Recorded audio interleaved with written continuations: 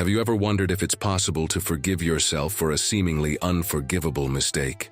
Prepare yourself for a story that will tug at your heartstrings and prove that even the hearts hardened by guilt can find redemption. If this story touches your heart, please like and subscribe for more life-changing narratives. The metallic screech of the rusty gate sliced through the silence of that gray afternoon like a sharp blade piercing the veil of normalcy. For John Miller, a carpenter with calloused hands and a broken heart, that sound was as familiar as the emptiness that pulsed in his chest since that fateful day. 6 months had passed since the unthinkable act that had transformed him into a prisoner of his own conscience. In his modest home in the St. Mary's neighborhood, the walls seemed to close in a little more each day, whispering accusations only he could hear.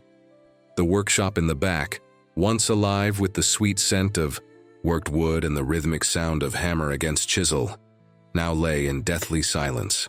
The tools hung on the walls like ghosts of a past where his hands created beauty instead of destruction. John was 34 years old, but the weight of guilt had aged him a decade in just 6 months. His eyes, once bright with a passion for carpentry, now reflected only the monotonous gray of remorse. The trauma began long before that terrible day. As a child, John had lost his beloved dog, Luna, under circumstances he never fully understood.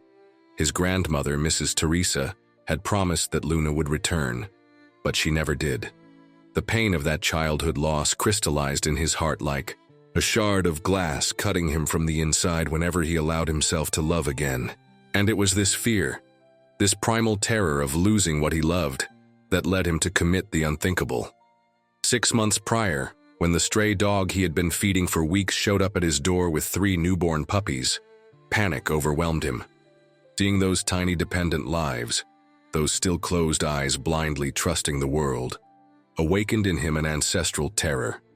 And on a morning of thick fog, he put them in a cardboard box and left them in a vacant lot on the edge of town, where the tall grass and accumulated trash seemed to promise a swift end to the responsibility he couldn't bear. But conscience has no expiration date. Every distant bark echoing through the streets of the neighborhood was like an accusation. Every stray dog that crossed his path seemed to carry in its eyes the same pleading look that the mother dog had given him when he turned her away for the last time. John had become a ghost in his own life, avoiding neighbors, refusing work, wasting away in the shadow of his cowardly act. Mrs. Concepcion, his neighbor with silver hair and a smile that resembled warm bread fresh from the oven, was the only one who still insisted on knocking on his door. A widow for 5 years, she had found a new family in the St. Mary's community, and John was like the wayward son she stubbornly refused to abandon. Her visits were as punctual as the sunset, always bringing a slice of cornbread or a steaming bowl of soup, always with an excuse not to leave him alone with his demons. It was during one of these visits that fate began to weave its invisible threads. Mrs. Concepcion arrived with an unusual request. Knowing John's skill with wood, she wanted him to build a doghouse for a stray dog she had been feeding. The carpenter felt his blood run cold. How could he build a shelter for an animal when he had denied that same right to a mother and her pups? The refusal was on the tip of his tongue, but Mrs. Concepcion's gaze, full of an almost maternal hope, made him hesitate. Besides, bills were piling up on the kitchen table like dry leaves in autumn, and he couldn't afford to refuse work much longer. With a heavy heart, John accepted. Entering the workshop after so long was like revisiting a cemetery.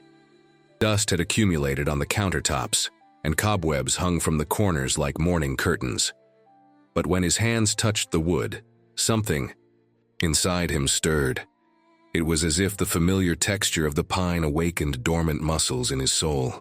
The characteristic smell of sawdust began to fill the air, and for a few moments John almost managed to forget the weight he carried. As he worked, measuring, cutting, sanding, his hands moved with the precision of a watchmaker. The doghouse took shape under his fingers, each board fitted with the care of someone building a temple. It was small but sturdy, with a slanted roof for the rain to run off, and a rounded entrance that invited comfort. John found himself imagining a dog sheltering there, safe and protected, and the bitter irony almost made him drop the hammer. It was during a lunch break, while mechanically eating a tasteless sandwich, that John decided to clean a dusty corner of the backyard. There, among weeds and compacted earth, his fingers found something metallic. It was a small circular medallion, green with verdigris, with a dog's paw engraved in relief. The memory hit him like lightning. It was his grandmother Teresa's amulet, which she wore around her neck and which John used to play with as a child, spinning it between his fingers while she told stories of enchanted animals. The medallion seemed to pulse in his hand, warm despite the cold metal, as if it still carried the warmth of Mrs. Teresa's body. John cleaned it carefully, revealing the intricate details of the engraving, and something inside him broke. Tears he had suppressed for months began to flow, washing away not the guilt, but opening space for something more. Perhaps hope. Perhaps redemption. 3 days later, the doghouse was ready. John had painted it a soft blue, like the sky on spring mornings, and installed a small food bowl that he had carved himself with drawings of bones and paws. Mrs. Concepcion came to pick it up on an afternoon when the sun stubbornly pierced the high, gray clouds, casting golden rays that looked like divine fingers pointing to the earth. She didn't come alone. Beside her, a medium-sized dog with yellowish-brown fur accompanied her, held by a makeshift leash. The animal was visibly emaciated, its ribs prominent under its dull coat, but it was the scar above its right eye that made John's heart stop. It was an old, already healed cut, descending diagonally like a permanent tear. He knew that mark. He had seen that scar form when the dog, still young, had gotten tangled in barbed wire months before having the puppies. The recognition was mutual. The dog raised its head upon smelling John, and its eyes, previously dull, gained a shine that was part recognition, part something deeper. It didn't growl or recoil. It simply stared at him with that intensity that only animals possess, as if it could see through his soul and judge what it found there. John felt his legs wobble. He wanted to run, lock himself in the house, disappear. But his feet seemed planted to the ground, and Mrs. Concepcion, oblivious to the drama unfolding, chattered about how she had found the dog wandering the streets, thin and frightened, looking for something she couldn't identify. The neighbor's words were like needles piercing John's conscience. Looking. The dog was looking.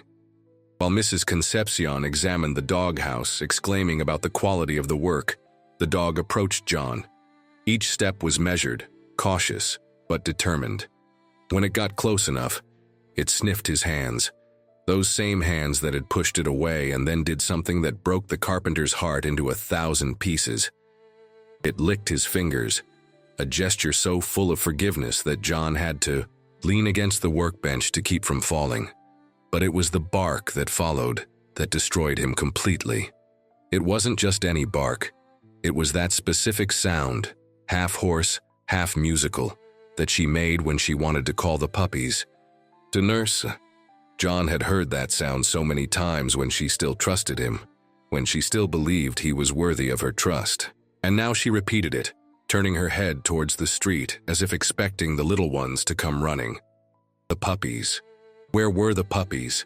The question hammered in John's mind like a nail being driven into hard wood. 6 months. Had they survived? Had someone found them, or had they perished in that vacant lot, victims of his cowardice? Mrs. Concepcion left with the doghouse, but she left the dog. She said it seemed to have found its place there, and that maybe John could take care of it for a few days. The irony didn't go unnoticed. The universe had a cruel sense of humor, returning to him exactly what he had rejected. That night, John didn't sleep. The dog settled outside the house, refusing to come in despite the light drizzle that had begun to fall. He watched it from the window, an immobile shadow under the dim light of the street lamp, and guilt consumed him like acid. Around 3 in the morning, unable to bear it any longer, he went out and sat next to her on the wet sidewalk. The rain had intensified, turning into a summer storm that washed the streets and made the gutters overflow. The dog, instead of seeking shelter, raised its snout to the sky, sniffing the air as if the raindrops carried messages from distant places. Suddenly, it stood up and began barking in that specific direction, to the west, where the city's industrial zone was located. John understood. She knew where to look. Maybe she always had. Maybe she had spent those 6 months searching, following clues that only her maternal instinct could decipher. Without thinking twice, John got up. The rain was soaking his clothes, but he didn't care. There was a debt to be paid, a mistake to be corrected, even if it was too late. They followed through the stormy dawn, man and dog united by a purpose that transcended words. The deserted streets seemed like rivers, and more than once John had to carry the dog to cross flooded sections. She let herself be carried, trusting him again, and that trust was like embers on his conscience. The sun began to rise on the horizon, coloring the clouds pink and gold when they arrived at the industrial zone. The vacant lot where John had abandoned the puppies no longer existed. In its place, there was a new building, a metal shed that gleamed in the morning light. John's heart sank. If the puppies had been there, there was no hope left. But the dog didn't give up. It sniffed around the shed, looking for something only it could sense. Suddenly, it began scratching frantically in a corner where the weeds still grew high. John knelt beside her and began digging with his hands. The earth was soft from the rain, and soon he found what the dog was looking for. It wasn't the puppies, but something equally significant. It was a piece of cloth, the remnant of an old shirt John had used to line the box where he had put the puppies. The dog sniffed it for a long time, memorizing every nuance of the scent, and then raised its head, looking north. The search continued for days. John called in sick to work, invented an emergency, and dedicated himself entirely to following the dog in its search. She led him through alleys and back streets, through abandoned lots and ruined buildings. Each place had a story, each stop revealed that she had been there before, searching, always searching. It was Mary Garcia who first saw them, a nurse at the health clinic in the neighboring neighborhood. She was returning from her night shift when she noticed the unusual pair, a bearded man and a thin dog, both with the same determined look, both searching for something with an urgency that touched her heart. Mary was 28 years old and had a heart too big for the world, always stopping to feed stray cats and care for abandoned plants. She approached them carefully, offering water and a sandwich she carried in her bag. John, exhausted after days of searching, gratefully accepted. While they ate, he found himself telling the story, the words coming out like dammed water breaking a dam. Mary listened in silence, her dark eyes reflecting not judgment, but understanding. It turned out that Mary knew a family in the Hope slums who had adopted 3 puppies about 6 months ago. The description matched: 3 puppies found in a box, 2 males and 1 female, all with the yellowish-brown fur of their mother. John's heart pounded. Could it be possible? After so long, could it be possible that they had survived? Mary offered to take them to the family. The path wound through narrow alleys and steep staircases, a labyrinth of concrete and hope. The dog, as if sensing it was close, quickened its pace, pulling John uphill. The midday sun was punishing, turning the zinc sheets of the shacks into ovens, but nothing could stop that procession of redemption. The Oliveira family's house was simple, but clean, with flower pots in the window and a small fenced backyard where the children played. Jose Oliveira, the patriarch, was a middle-aged man with calloused hands from being a bricklayer, and a smile that lit up his tired face. Maria Oliveira, his wife, had the kind of maternal presence that made anyone feel at home. And Pequena, their 10-year-old daughter, had eyes that shone with a wisdom beyond her years. When John began to explain the reason for his visit, the words tangled in his throat. How could he confess to these good people that he was the monster who had abandoned the puppies? How could he ask forgiveness for something unforgivable? But before he could continue, 3 young dogs came running from the backyard. What happened next would be forever engraved in John's memory. The mother dog, upon seeing the puppies now grown and healthy, let out a howl that was part joy, part relief, part something primal that transcended human language. The young dog stopped, ears pricked, sniffing the air. The recognition was instantaneous. They ran to their mother, jumping and barking, licking her face and rolling on the ground in a dance of reunion that brought tears to the eyes of everyone present. John fell to his knees. The emotion was overwhelming, the relief mixed with shame, the joy intertwined with remorse. The words came out in sobs, the complete confession, without filters or excuses. He told about the fear, about the childhood trauma, about the cowardice of that foggy morning. He expected anger, expected to be thrown out, expected anything but what happened. Maria knelt beside him and put a hand on his shoulder. Her eyes, wet with tears, carried not condemnation, but compassion. She told how they had found the puppies, already weak and dehydrated, how they had struggled to save them, how one of them had almost not survived. But she also spoke about how those little beings had transformed their home, bringing joy to Pequena, who was battling a chronic illness, giving purpose to difficult days. Jose, pragmatic like any good bricklayer, got straight to the point. The puppies were part of the family now. That was non-negotiable. But the mother, she deserved to be near them. He proposed an agreement. John could bring the mother dog to visit whenever he wanted. And who knows, over time, they could find a solution that worked for everyone. But it was Pequena who sealed the moment. With the innocent wisdom of children, she approached John and said, "Everyone makes mistakes, sir. The important thing is to fix them.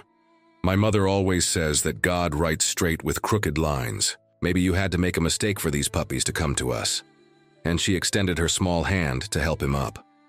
From that day on, John's life changed. Not at once, not magically, but like the wood he worked, being sanded and polished until it revealed its true beauty. He began to visit the Oliveira family regularly, taking the mother dog. Witnessing the joy of the reunion never lost its charm, and gradually, the guilt that paralyzed him gave way to something more constructive. Mary became a constant presence during these visits. Her initial kindness evolved into something deeper, as she got to know the real John, not the man broken by guilt, but the sensitive artisan who created beauty with his hands and carried a heart capable of change. She accompanied him on his visits, bringing medicine for Pequena, chatting with Maria about medicinal herbs, admiring Jose's work. One day, while watching the dogs play in the backyard, Mary took John's hand. The gesture was simple, but full of meaning. She had seen his worst side and had chosen to stay, not out of pity, but because she recognized in him the capacity for transformation that exists in every human being. John squeezed her hand back, and in that moment, something new was born between them. The idea of the shelter arose naturally. During one of the visits, Maria commented on other stray dogs in the neighborhood, animals who didn't have the luck of the puppies she had taken in. John, who had resumed his carpentry work with renewed vigor, found himself thinking about how he could help. Mary, always practical, suggested that they build a community shelter. The project started small, just John and his tools, working on weekends on a plot of land that the Residents Association had given them. But the story of the carpenter and the dog, told and retold throughout the neighborhood, touched hearts. Mrs. Concepcion was the first to volunteer, bringing her elderly friends who, despite their limitations, wanted to help in any way they could. Jose offered his construction knowledge, transforming John's amateur plans into something structurally sound. The land, once an empty lot that accumulated trash, began to transform. John designed the shelter with the same care he would dedicate to a fine piece of furniture. Every detail was considered: individual kennels for the more skittish dogs, a common area for socialization, a covered space for rainy days, and even a small infirmary where Mary could provide first aid. But it wasn't all roses. Municipal bureaucracy almost made the project unfeasible. Licenses, permits, endless requirements that seemed designed to discourage any initiative. It took the union of the entire community, petitions, endless meetings, until they got the necessary authorizations. John, who previously hid from the world, found himself having to speak at meetings, defend his project, expose himself in ways he never imagined. There was also resistance from some residents. Not everyone looked favorably on the idea of a shelter for stray dogs in the neighborhood. There were heated discussions, veiled threats, until one night, vandals destroyed part of what had already been built. John arrived the next morning and found months of work reduced to rubble. The desire to give up was almost irresistible. But the dog, who now split her time between John's house and the Oliveira family, sniffed among the debris and began barking. It wasn't a bark of alarm, but that specific sound she made when she called the puppies. And as if answering the call, people began to arrive. First Mrs. Concepcion, then Jose and Maria, Mary with her colleagues from the health clinic, even Pequena, with her friends from school. In a matter of hours, the land was full of people willing to rebuild. The reconstruction was more than physical. Each nail hammered, each wall raised, was an act of faith in humanity's ability to do good. John coordinated the work, his experience guiding the volunteer hands, but it was Mary who kept the spirits high. She organized community lunches, led sing-alongs during work, transforming the effort into celebration. It was during this reconstruction that John and Mary definitely drew closer. Working side by side, their hands dirty with cement and their hearts full of purpose, they discovered a harmony that went beyond words. One afternoon, while painting one of the walls, Mary let slip that she had fallen in love with him the moment she saw him with the dog, searching for the puppies with a determination that revealed the depth of his repentance. John, surprised, almost knocked over the bucket of paint. He who considered himself unworthy of love after what he had done, couldn't believe that someone could see him with such generosity. Mary, noticing his confusion, was direct as always. She didn't love him despite his mistake, but because of how he had chosen to deal with that mistake, the courage to face the consequences, to seek reparation, that was worthy of love. The kiss happened right there, among paint cans and the smell of fresh wood, witnessed only by the dog that dozed. In the sun, it was a kiss that sealed not only a romance but a pact of mutual reconstruction. John was no longer the man broken by guilt, and Mary was not just the nurse with a heart too big. Together they were something new, something stronger. The shelter was inaugurated exactly 1 year after the reunion with the puppies. What had begun as a project of personal redemption had become something much bigger. The St. Francis of Assisi shelter, a name chosen by popular vote, was not just a place for abandoned dogs. It was a community center, a meeting place, a symbol that transformation is possible. John made a point of personally carving the inauguration plaque. In fine wood, with carefully crafted lettering, he engraved not only the name of the shelter, but a phrase that summarized his journey: "Where there is sincere repentance, hope blossoms." The ceremony was simple but emotional. Mrs. Concepcion cut the ribbon, Jose gave a speech about the importance of community, and Mary organized an adoption fair that found homes for many of the shelter's first residents. But the most touching moment was when Pequena, already stronger thanks to her treatment, climbed onto a crate to speak. With a clear voice, she told how the 3 puppies had changed her life, how caring for them had given her the strength to fight against her illness.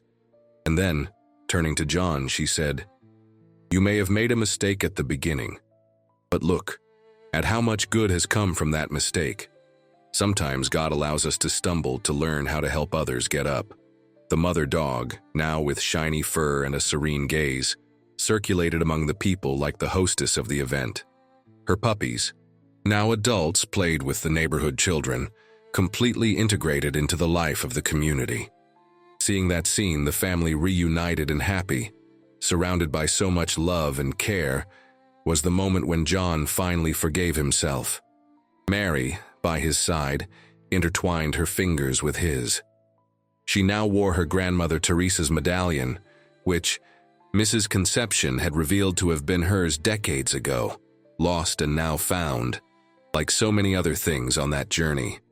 The metal gleamed in the sun, the engraved paw seeming to bless everything they had built.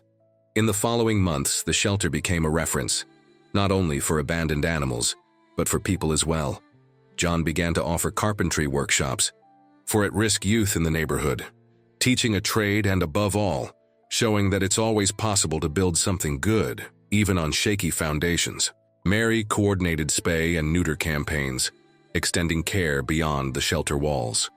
Their story spread, attracting donations and volunteers from all over the city. Moved businessmen offered materials, veterinarians donated their time, and even a university established a partnership for internships. What had begun as an act of individual redemption had become a collective movement. John and Mary got married on a spring afternoon, the simple ceremony held at the shelter itself, surrounded by the family they had built. The mother dog was the symbolic matron of honor, wearing a bow tie that John had specially made for the occasion. The puppies, now with proper names given by Pequena, participated in the procession. There was no luxury, but love overflowed. Maria prepared the banquet with the help of the neighborhood ladies, each bringing a dish that represented their story. Jose built a wooden altar that John had designed, a structure that would later be transformed into a playground for the dogs. Mrs. Concepcion, moved, gave a speech about how love has the power to transform tragedies into miracles. During the party, while watching the children playing with the dogs, the volunteers chatting animatedly, the community celebrating, John allowed himself a moment of reflection. The man he had been, paralyzed by guilt and fear, seemed a distant memory. Not that he had forgotten. The memory of that foggy morning would always be with him. But now it was no longer a chain, but a reminder of his capacity for change. Mary, noticing his introspective moment, approached him. She knew that look, the way he sometimes got lost in thought. Gently, she touched his face, bringing him back to the present. "We're building something beautiful," she said, and she wasn't just referring to the shelter. Their lives, intertwined like the threads of a tapestry, were creating patterns that neither of them could have imagined alone. The work at the shelter brought constant challenges. There were disease outbreaks that tested their resources, periods of financial hardship that threatened operations, even internal conflicts among volunteers that needed to be mediated. But each obstacle overcome strengthened not only the institution, but the bonds between the people involved. One of the most difficult moments was when the mother dog fell ill. Now elderly, she began to show signs of weakness. Mary, with her medical experience, did what she could, but some battles cannot be won. For weeks, John took turns by her side, whispering, thanking her for the forgiveness she had given him when he didn't deserve it. The entire community mobilized. Pequena made drawings to brighten the corner where the dog rested. Maria prepared nourishing broths. Jose built a special bed, padded and heated. It was as if everyone wanted to repay what that dog represented. The possibility of redemption, the power of forgiveness, the persistence of love. When the time came for the farewell, John was prepared. Not with the cowardice of before, but with the courage of someone who had learned that love also means knowing how to let go. The dog, surrounded by her adult puppies and the human family she had helped to build, closed her eyes for the last time, serenely. Her legacy was not only the puppies she left behind, but the transformation her story had caused. The funeral was worthy of its importance. John carved a wooden headstone where he engraved, "Here rests she who taught that forgiveness is the greatest form of love." The shelter gained a memorial garden, where she was buried under a tree that Pequena chose. A mango tree because, according to the girl, it would provide shade for other dogs to rest and sweet fruit to feed the birds.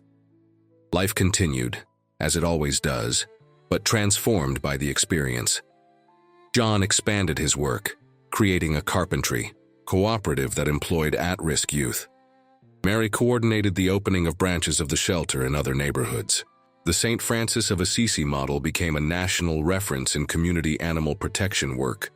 Pequena, inspired by everything she had experienced, decided to study veterinary medicine.